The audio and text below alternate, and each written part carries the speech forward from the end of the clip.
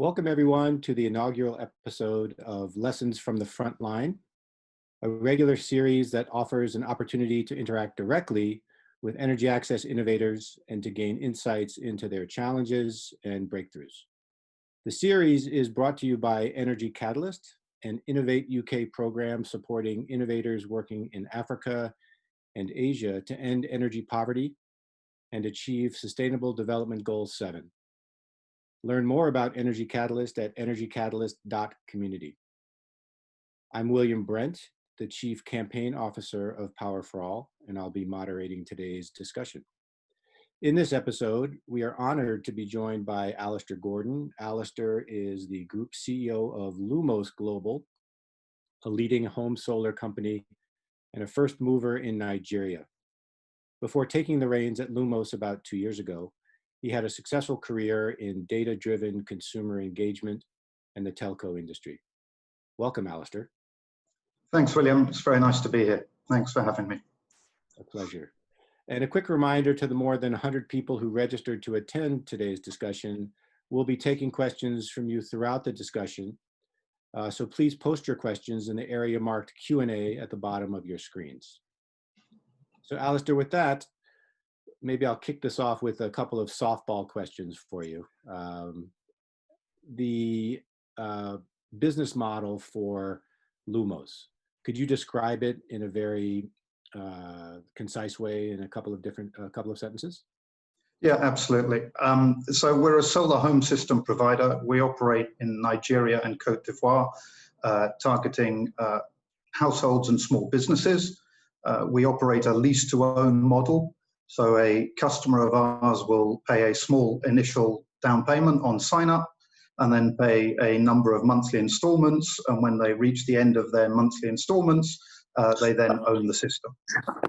The size of the unit is very much targeted at a sort of mass market household, if you can call it that. So it will power sort of TVs, fan, lights, charge computers and your phone and that type of thing. But it's clearly not into the refrigeration or air conditioning type world at this point. And really the whole business is around trying to bring to people, power to the mass market in those countries. And the way that people pay is typically using airtime, although we now have other sort of mobile money and digital payments as well. But traditionally we've been using airtime through a relationship with MTN, which makes the business that much more accessible and pretty much accessible to everybody in both countries. Very good. And I know that you spent your first several months at Lumos in Nigeria. I'm wondering if you can highlight some of the key characteristics of working there and how the market's changing, evolving. What do you see coming in the near term? Yeah, I think the first thing I'd say is Nigeria is great fun. Everybody talks to you. I've lived an awful lot of my life in Hong Kong, which is a classic large city. You walk along with your eyes on the ground. Nobody engages with you. In Nigeria, everybody engages with you. You get into a lift and everybody says good morning, good afternoon, and they want to know how you are. But it's a really dynamic market and it's changing very quickly. And what that means is that there's always a solution to any particular problem. It may not be the solution that you perhaps initially thought of, but there is always a way. We're also seeing very significant change in the way that people can pay. One of the biggest changes I think I've seen is about 5 years ago, the government introduced BVNs, banking verification numbers. And already today they've got 43 million BVNs issued. What this means is that payments and digital payments are that much more accessible, and that's allowing the solar business to expand, because whether you're lease to own or you're financing, there are increasing ways to allow people to pay, which is making the whole industry that much more accessible to consumers, which is a great thing. The more people that are out there, the more noise there is about solar is good for us. And I think the third thing I'd probably say is, we're seeing a real sea change in levels of support from the government. They've got on board with solar. I'm sure we'll talk about it as we go through. There are a number of programs that are being run. There's a new one coming, as part of the most recent Nigerian economic sustainability plan that was passed in government in June, I think, was a commitment to about $600 million worth of support to the solar industry and looking to enable 5 million households in the next 3 years with solar power. So the government's right behind the industry. They love renewable energy. They love solar power, and that really helps. So you mentioned that you relied heavily on airtime to collect payment for your systems through MTN, and that's been your main path to market. But I know also that you've talked about how you've started to rethink the business a little bit, and moving from a company that's more product focused to one that's more consumer oriented. Why are you doing that? And I think a follow-up question to that would be, how does that impact your path to market or your go-to-market strategy in terms of channels? Yeah, I think the why is easy. Ultimately, it's the consumer that's got the revenue. And much as we feel very good about the impact that we bring and everything else, ultimately we are a for-profit company. So chasing the revenue is important. I think also, it starts to change the mindset in terms of, obviously, products and technology still are our core, but the way that we approach the market, not only in terms of just trying to have the highest quality product, therefore, but also a product mix. When I came into Lumos, we had one product. It's important if you're going to reach the market, and very typically in consumer businesses, not one product fits all of the market. And so you need to have a wider spread so you can fit better with different types of consumers. That goes a number of directions, and it leads into sort of the second half of your question, which is, also therefore, how do you reach the market? And as the consumer changes, because you've got a broader supplier or a different type of product, as the consumer changes, there are different ways to reach them. And that may be more rural, it may be more, peri-urban, or even downtown. I mean, one of the advantages of the Nigerian market is there's plenty of scope and plenty of space in the market, given the level of reliable energy. So it's about then trying to build those distribution channels. And what we've learned is, MTN, of course, gets us an awfully long way, and they're a very important strategic partner for us. But opening up other channels to market that may allow us to get, further, deeper, a little bit more into the hinterland. These other channels to market are important as we try and spread and look for wider scale.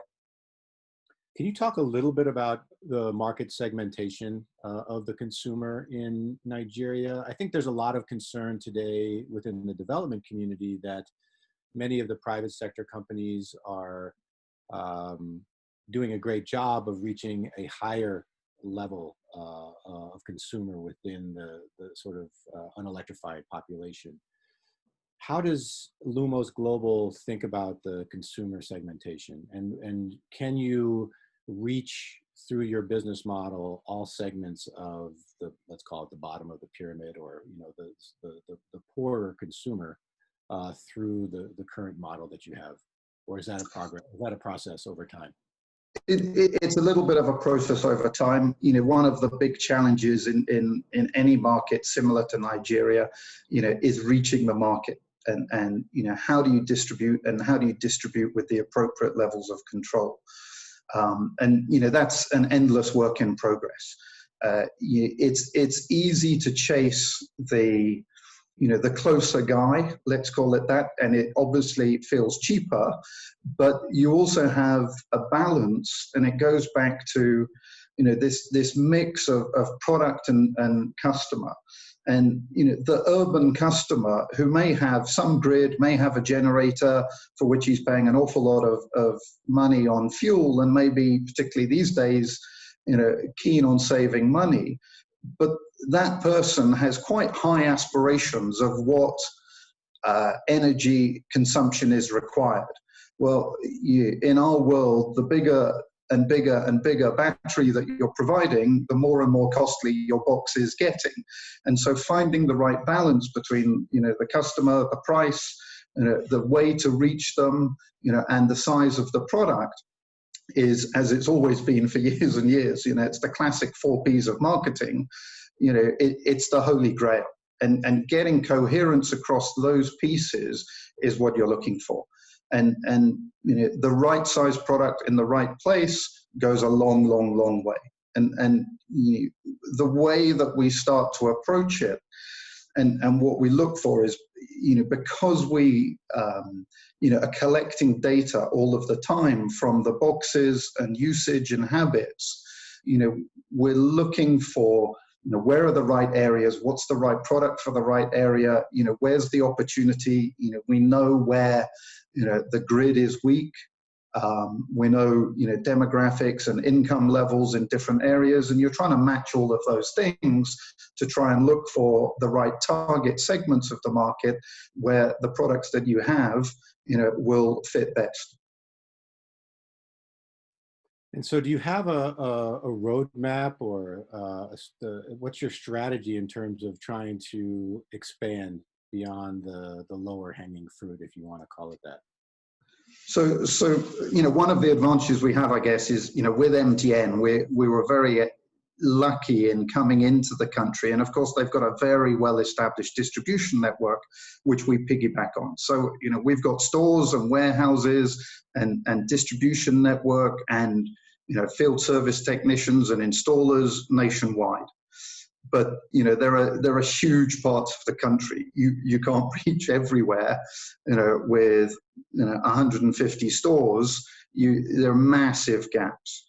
So yes, we have a roadmap of how we start to add stores. Where it's appropriate, is that an MTN store? If it's the right type of store in the right location, with the right footfall and these types of things. And if MTN's not in the areas that we've identified in the way that I just mentioned before, then we start to look for other partners who allow us, that we sign up and distribute through other partners. We also have other ways to reach the market, whether the very quite typical in Nigeria, slightly more, let's call it free form approach to the market, where you have what we call Lumos power agents, but the industries, FMCG and the like, typically call them canvassers, where people are going out into different communities, not necessarily sticking to the store. So we go out to the customer. And of course, there are other channels such as telesales and the like that we do. What happens, of course, is you build initially, like you say, the low-hanging fruit, and then you get smarter and wiser as to how you reach the next level and the next level. But what you find, and it's all part of going back a little bit to the consumer-focused business as opposed to just product and technology. As we localize much more, the regional managers, the sales force, they know where to go.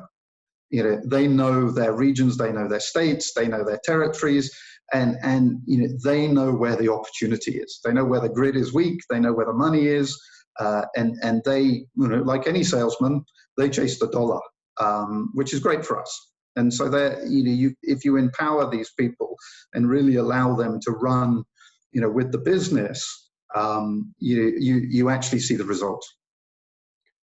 So yeah, that helps to flesh out a little bit more your point around pivoting from product to consumer. And I'd like to dig into the consumer just a little bit more, to understand, what you talked about, that they have high aspirations, but can you talk a little bit more about the profile of the consumer today in Nigeria? Yeah. What is it that they're looking for? And have you seen that evolve over time? If so, how? Getting into that a little bit more, so that yeah, we can understand that. No problem. So it's not one size fits all. So the requirements in the north may be slightly different from the south, and east and west. So it's quite a complex country, if I can put it like that. But what we do see particularly as we come south, there's an ever, increasing demand for more and more capacity. Capacity is consumption, how much they can use, and what sort of appliances can they drive. So that tends to be, the big driver is can we do more? Can we do more? Can we do more? And that's in part because as people are very aspirational, and once you get power, you're desperate for it. So I think the industry, if you just look at how it's changing, let's say 5-6 years ago or maybe more, everybody was getting excited about lights, and that was the first step, and it was very off-grid. The next step is, then TVs became the big thing, and that's certainly, what you might call the entry level. We feel in Nigeria, particularly, so much of the market is bad grid as opposed to completely off-grid, very different from a lot of other sub-Saharan African markets. So it's being able to run a TV in the great Nigerian way, being able to watch the football at the weekend, and these types of activities. So you're trying to hit a segment at this point for us that is sort of lower middle class, and sort of top level of middle class. It's not clearly, the top level individuals, and it's not right at the bottom of the tree. So in sort of fairly standard marketing terms, it's clearly, C1, C2 type customers. We go a little bit higher than that sometimes, as they have additional uses, and we, get into with our smaller product, sort of a D1 type customer. So, from an income level, you're really going from, anything from, 100,000 naira a month upwards, maybe a little bit less, 80, 90,000 naira, but anything above that, we're sort of getting into the sort of customer that we want to engage with. And for the uninitiated like me, Alistair, can you define C1, C2, D1? I knew you were going to ask that. So the way that I would describe it, normally it's around sort of income and education and, those types of activities where they live. So C1, C2, I don't know the exact definition, but it's very much, what you would call middle class. And so, at that level, more often than not, but not entirely, you're talking one of two things, either salaried, which makes life an awful lot easier, of course, and those that are, working and their income is more informal, or they're running their own business. And, just loop back to where I started and the sort of micro business, small business owner, of which there are so many in Nigeria. There's sort of 37 million micro businesses. So this is sort of one-man band running a, market stall, one-woman band, therefore, often tailoring, barbers, these types of businesses. So those sorts of people running a small business, also household and small business together, and then getting into sort of the lower tier of, salaried employees is probably the best way I can describe it. Yeah, that's helpful. Thanks. So we talked a fair amount. Oh, just a reminder to those who are in attendance that if you do have questions, please enter them in the Q&A section of the Zoom screen. We're getting some good questions already, and we'll be getting to them throughout this discussion, so keep them coming. So it's interesting. I mean, we're talking mostly about a consumer business, Alistair, but energy is traditionally understood as a government-regulated, highly regulated business. In Nigeria, you have a government, as you said earlier, that's very supportive of private sector solutions to a number of problems. And it seems to be doing its best to make the regulatory environment conducive to companies like Lumos and others. So I'd be curious to understand, how important has been engaging government for you, Lumos? Given that you're more of a consumer business than a traditional energy infrastructure business. And, what assuming that it has been important, what have been the most important elements of that engagement? What's impacted your business the most? Yeah, pretty easy to answer in many ways. The Rural Electrification Agency, which is part of the Ministry of Power, have been quite staggering in their support for the solar industry and the private companies within it. So last year, they raised a huge amount of money from the World Bank and African Development Bank, something like about $500 million, to try and to support deployment of solar, whether mini grids or solar home systems, and set up, a grant program, the Nigerian electrification program. So we get money and a grant for every unit that we deploy. It's hugely powerful. So the Rural Electrification Agency is doing an amazing job in trying to support all of the players in the industry. And take it forward. I think the other thing, and maybe not government, but I would also perhaps tip my hat to the Renewable Energy Association of Nigeria.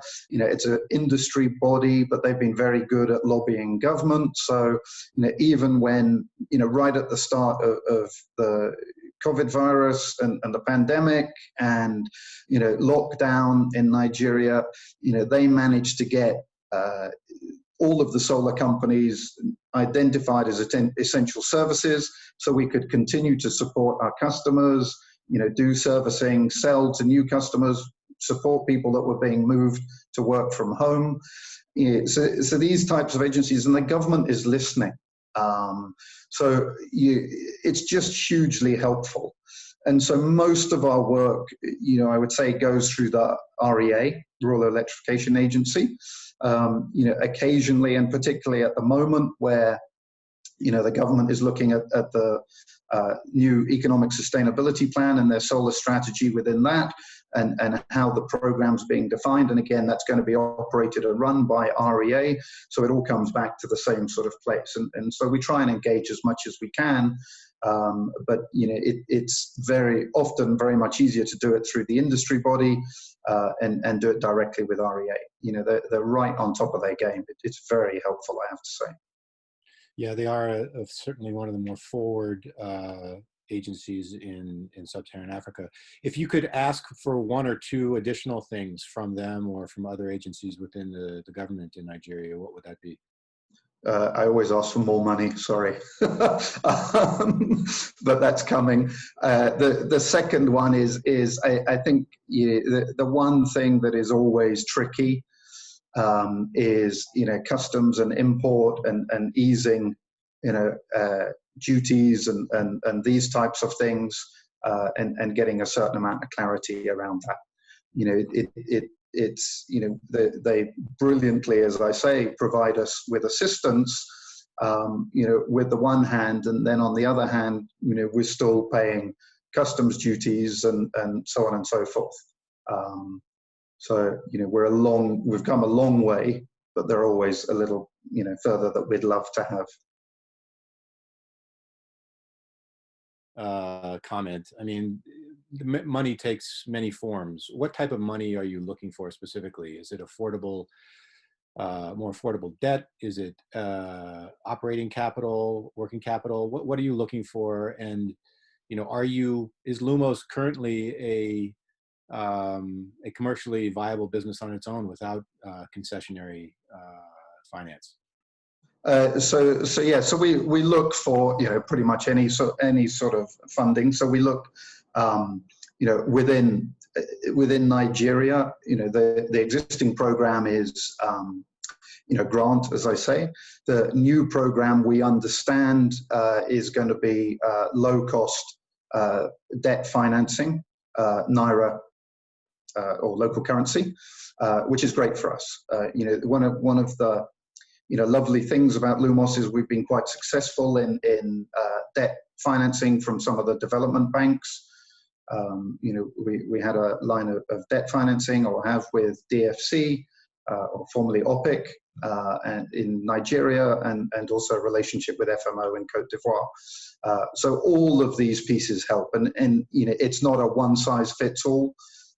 You're looking for trying to make that jigsaw as best you can. But the next step for us, is very much, we like the idea of local currency financing, and debt and low cost is fantastic for us. So can you operate purely commercially right now? Nigeria, yeah, and have done for some years. Yeah. I thought so. Okay, just wanted to confirm that. We had a question from someone in who's attending. Let's see. From Mohammed Sheriar, and I apologize if I mangled your name, but his question is around fans and whether they're big demand drivers in Nigeria.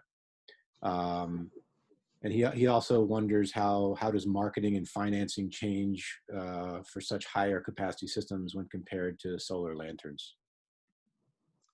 I don't know the answer on solar lanterns because we're not in that space. We start with a 200 watt hour unit is our smallest unit.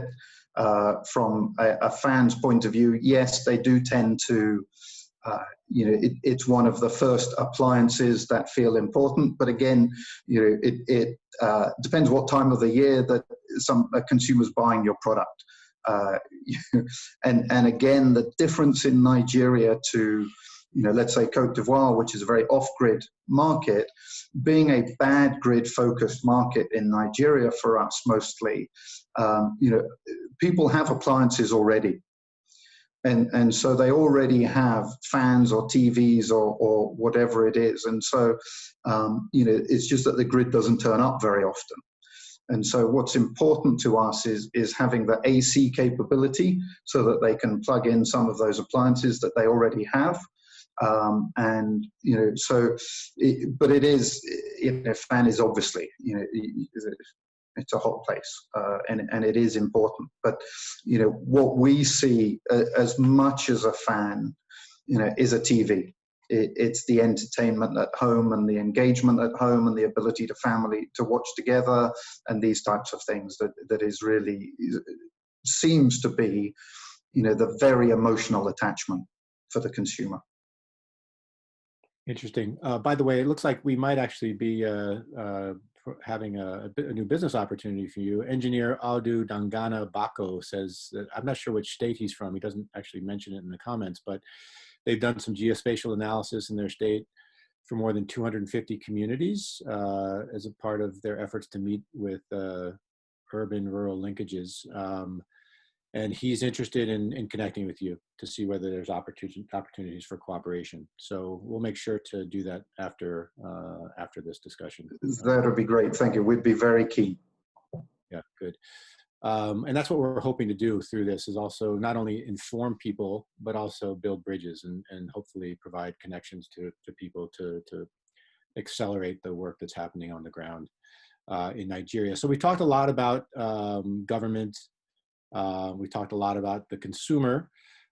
Maybe we can talk a little bit about the technology and go a little bit deeper into business models and operations. Around technology, since we're on fans, but I'm thinking more technology on the supply side, not the demand side. What's this current status of technology in Nigeria? Lumos, from my understanding, previously interacting with the company, it had done a lot of early on work in terms of innovating around security of the systems, remote management and control of the systems. What's the roadmap for technology innovation in Nigeria and with Lumos? Yeah, it's a great question for us. Security and data are the holy grails. And as you said right at the beginning, I joined the company a couple of years ago, and I put this down to the vision of the founders. When they came in, there were really three key pieces that they built the company around. One was security, the other was data, and the third one was the relationship with the mobile operator. But if I just go back to security, what I mean by security is, there are really two types of security that we put into the system that we deploy. The first one is physical security and protection, so nobody tries to physically hack into the box, steal the battery, run away with it, and use it without, the ongoing payments to us. So there's a number of pieces around that. And the second one is to, what you might call encryption and communication security, so that, people, again, don't try and hack and disintermediate us in the payment relationship. The way that the system works is that, each box is connected, and we talk to the box in real time. So when somebody pays, we send a message out to the box, and this is how the way that it works. And we tell it to turn itself on for a period of time that's been paid for.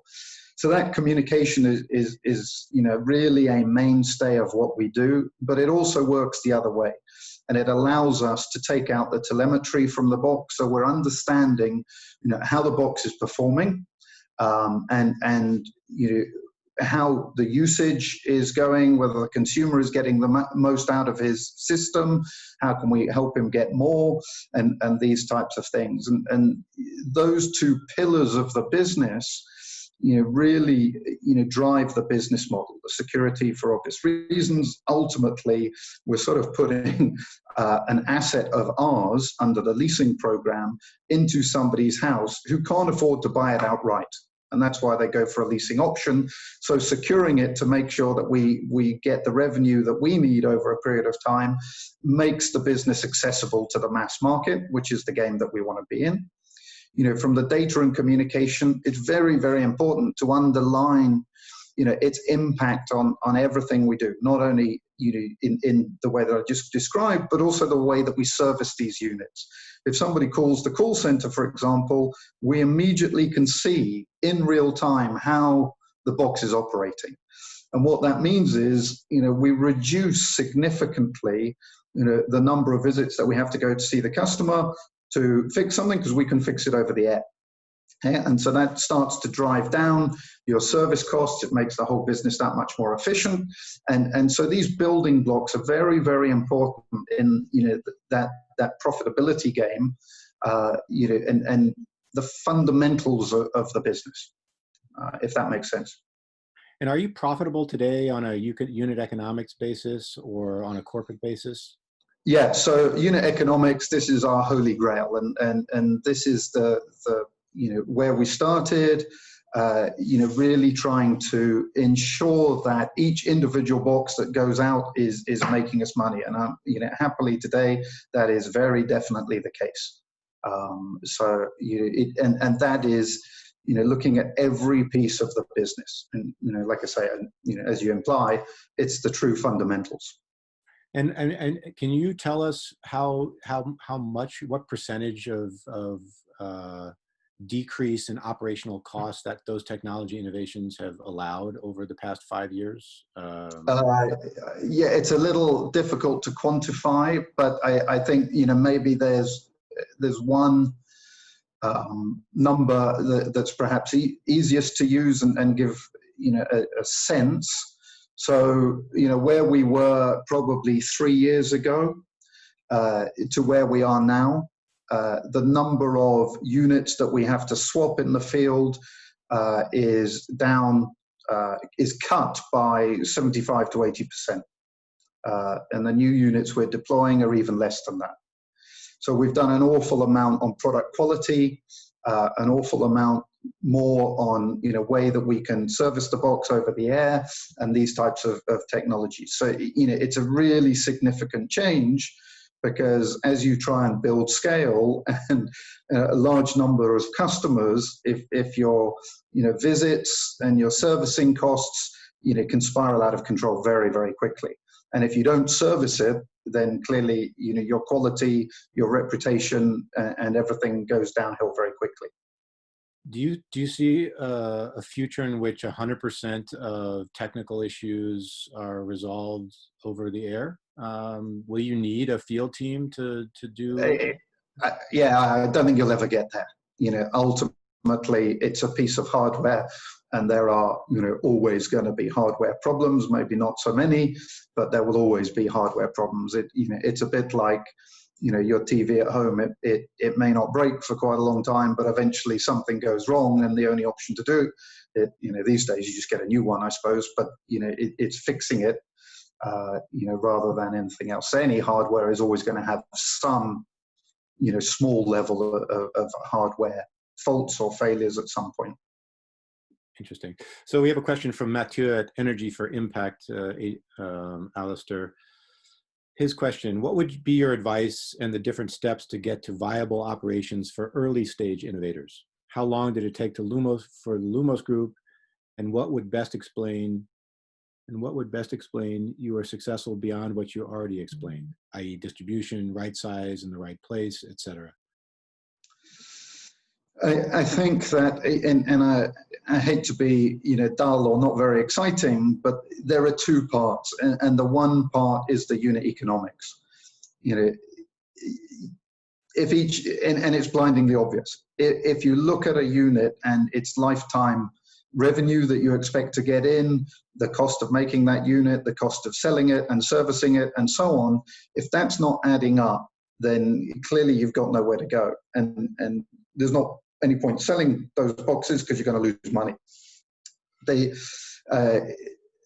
second half is just the hardcore operations, and there's no getting away from it. Nigeria is not the easiest country in the world to operate in. It's exceptionally large, it's exceptionally spread out, maintaining sort of controls and everything else. So, it's the investment in the systems that manage your operations, your logistics, your call centers, so that your quality of service, your quality of operations and everything else is controlled and managed. And it's easy for people as you grow to pick up those processes and procedures and just basic operations, what they need to be doing, how well structured are those? That's sort of one of the major challenges, and you can't scale, in our experience, and we tried it once and it didn't work out quite so well, back in the day, but you can't scale rapidly without very robust process procedure in your operations. Frankly, whether it's in our industry or the telco industry or payments and customer engagement industries that I've been involved in, you see a lot of these, we've all made the mistake along the way. I can't advise strongly enough. It is really that robustness in the operation. Otherwise you tend to get yourself in trouble, I've found. Yeah. So you talked about the difficulty of doing business in Nigeria.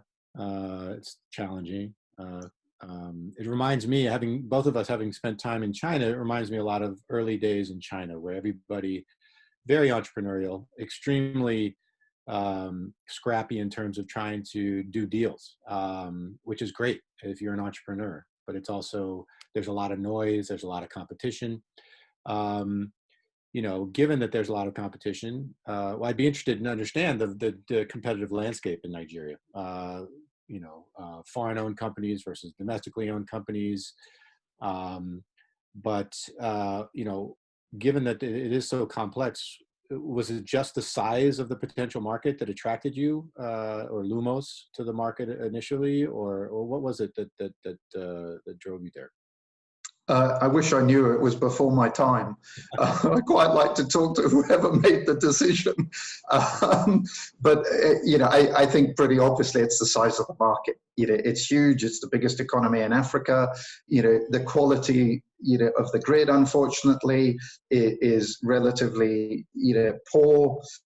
Although there may be 60-odd% of grid penetration, in truth, the number that we see in the research is 33%, of the population have access to reliable grid. So the opportunity is enormous in Nigeria.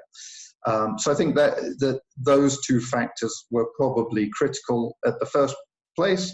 I think it was also, if I'm a little bit more realistic, and this is just a guess, but, having, however we did it, found and engaged in the early days, with MTN, that piece of the puzzle as well, it was important too. And probably, and again, I know from building my own business long before Lumos, a lot of these things are not, perfectly planned. It's very often, and you go back to sort of China days, it's very typical.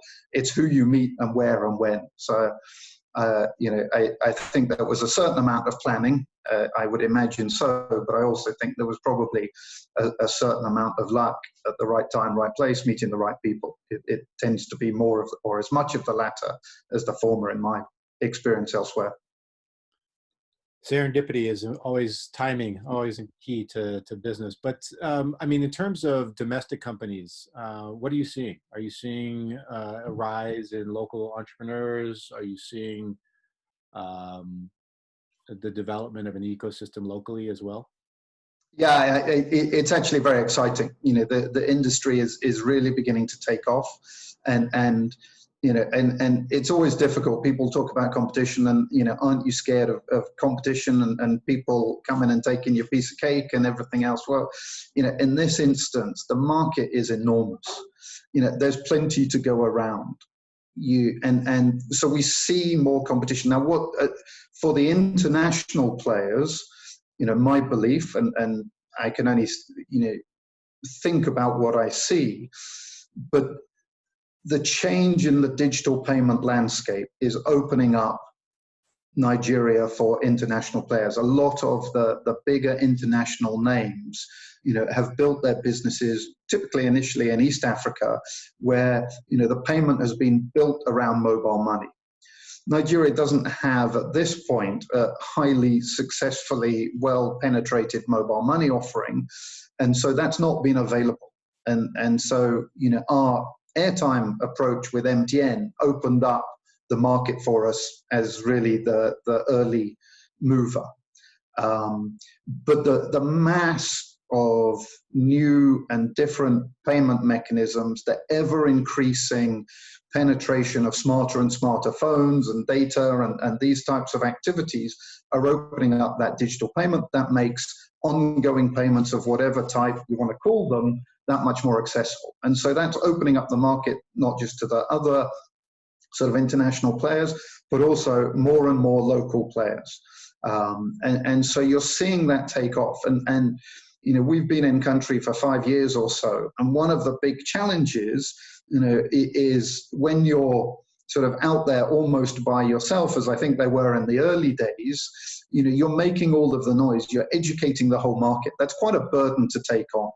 So actually, the more noise that there is about solar and it being a viable solution, clean, reliable, cheap by comparison to petrol and fuel for your generator,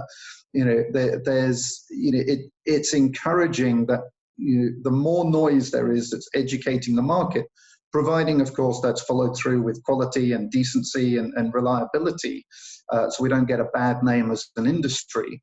For me, that's very important. The real, competitor, as we see it, is the 22 million odd small generators. And I don't mean that to denigrate the other solar people. I'm saying I see that as an industry, as that's the real competitor. And as the economy gets tighter and tighter, which we think it's going to, post or, since COVID, it's almost inevitable that, people are going to have to save money, which means that, some of the fuel costs are going to start looking significantly high, against the sort of costs that they can pay for a solar system, and that's what's starting to open up the market, we believe. Yeah, so basically wiping out the generator market is your main competition. I mean, is there a very strong set of stakeholders that control the generator market in Nigeria that are going to make that difficult for you? Yes, of course. There's a well-established industry around distribution and everything else, and of course, ultimately, it comes down to fuel and petrol and oil at the end of the day, which is, a core of the Nigerian economy. But the flip side of that is, you go back to where we started and some of the ever increasing government support, for changing those generators into solar power, because it's cleaner, it's easier. And for the people that don't have generators, the the real off-grid part of the market getting solar power because it's so much quicker to reach them. It's that accessibility, as well as the obvious, good bits of reliability, cleanliness, safety, and all of the rest of it. Alistair, is there an opportunity to, I mean, we talk about the energy transition, right? Moving away from fossil fuels to clean energy. Is there a way for a business like Lumos or your other solar PAYGo companies to partner with the companies that are, entrenched in the generator market? Instead of trying to compete with them, could you partner with them and help them to transition their business? Yes, and there's across the industry, we're aware of some of that happening, some with us, some with others, engaging some of those generator distributors. It's a perfectly valid route to market and potential opportunity. I agree. Interesting. So Baba Atomanson, I hope I pronounced that right, Baba. He asks a question, which we have not covered actually, which is, what part of the country, region, state, LGA, do you predominantly operate in? And who are your biggest customers, individuals, SMEs, LBs, or government? So we're completely nationwide. We have stores and our own warehouses in every single state. We have customers over every single state because, even if the customer was buying it in Ibadan in the southwest, then, they may be deploying it, back to family somewhere else in the country. So we're totally nationwide in our operations.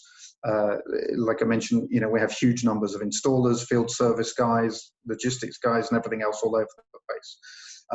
So we typically sell, like I say, to households and small businesses.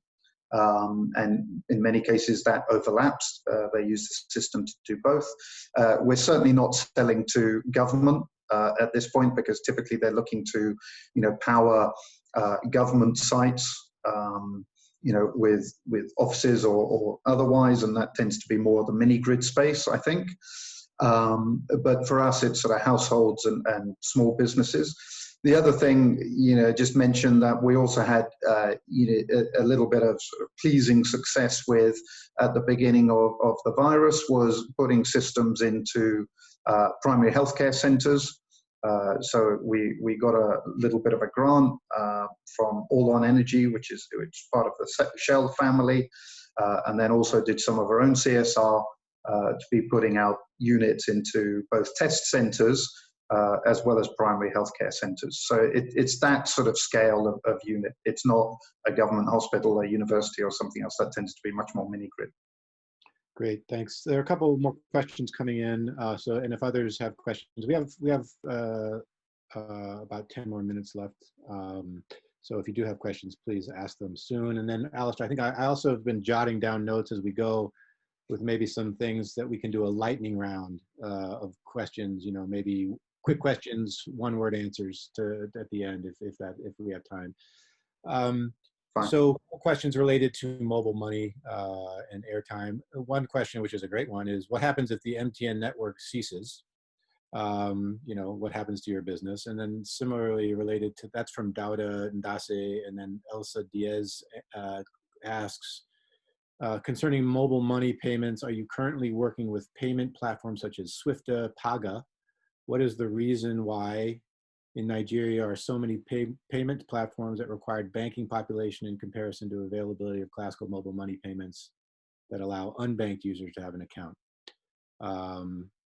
What is the airtime approach that you've been using with MTN? Can you clarify? Okay, so let me just, the first question is, what happens if MTN disappears? Difficult to imagine at this point. I think they've got well over 60 million customers using their network. I feel that there would be uproar in the country if the phones all turned off. So, we're pretty comfortable with the MTN network and its availability, and their business is huge, clearly. They're one of the dominant brands in Nigeria, or certainly most top of mind. The reason why we've looked at, a whole load of the other digital payments is because they're opening up, and partly to answer the first half of the question, it's giving consumers different ways to pay. It's also giving us, we're using it as part of the distribution channels and everything else. So it ties together with some of our new distribution channels, and it's also it's the company evolving. Very much, our early days with MTN gave us, very rapid distribution, a lot of support in terms of operational backbone and helping us get countrywide very early. And obviously the huge piece of co-branding with MTN and their credibility in the market. So all of those were very critical in the early days. But as we've evolved as a business and we've got to a reasonable amount of size, you want to start taking back maybe some of the controls around some of those operational elements. We're big enough and we can now afford to do that. It's much more efficient for us to now build our own. So, the relationship is evolving, as well as, making sure that, like any sensible business, we don't have all of our eggs in one basket.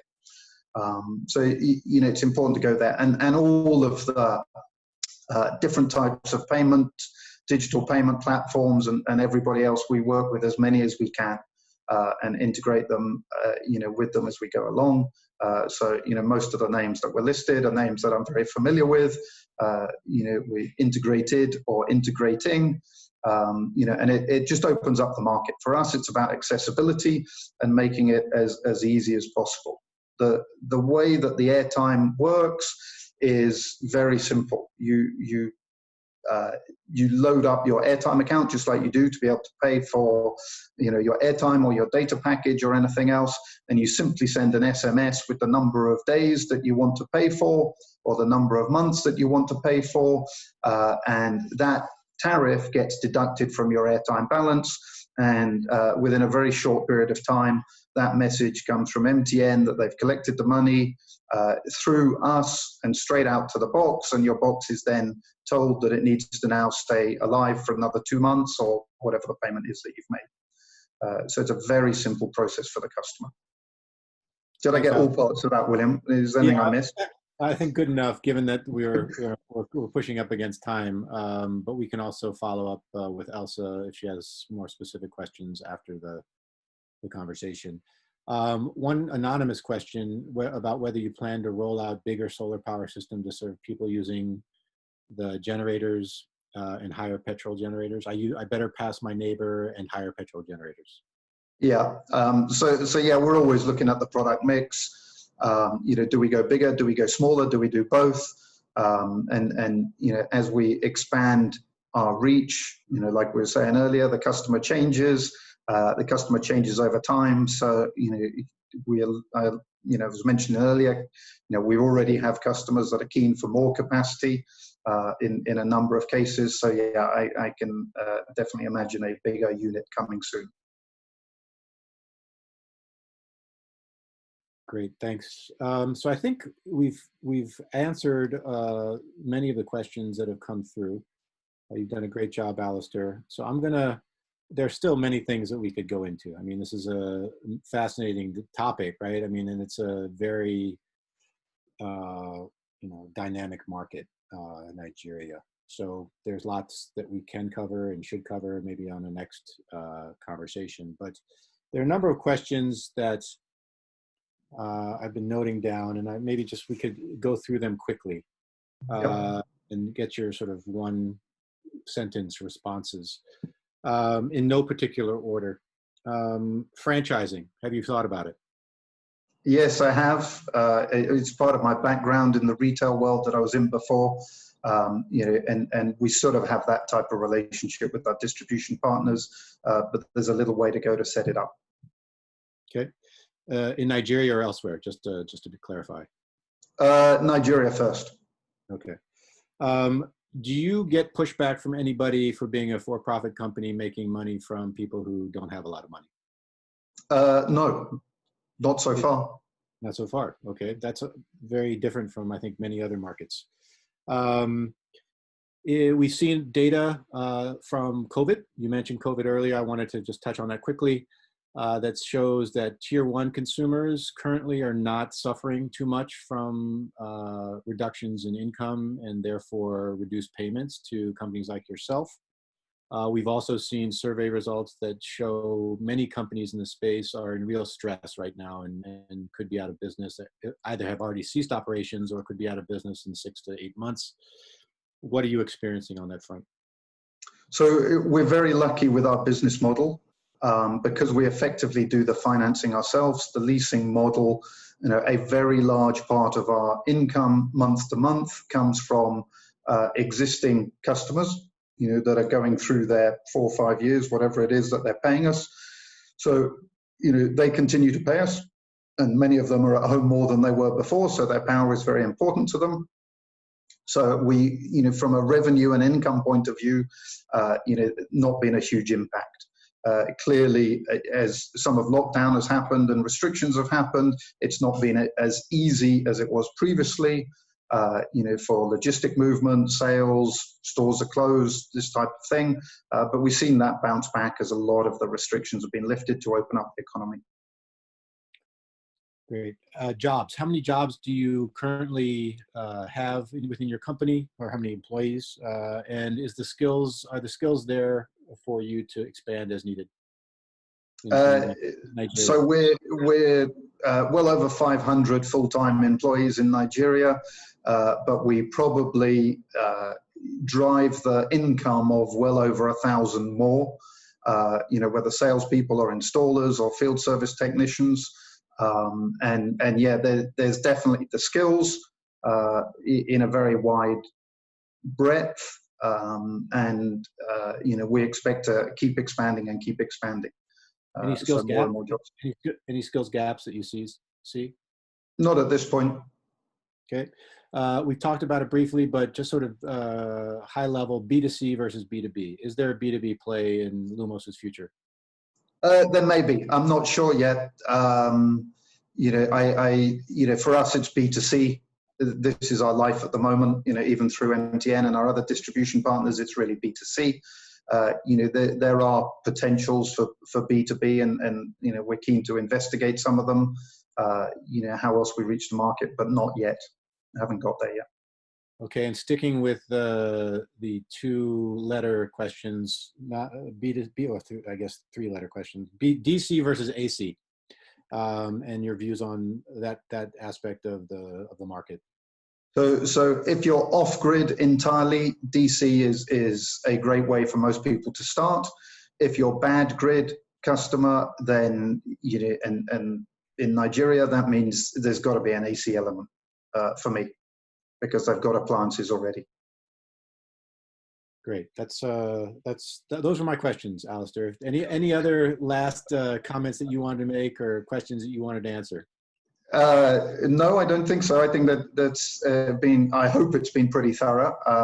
Some very good questions, and as I said at the start, thanks so much for having me. It's been fun.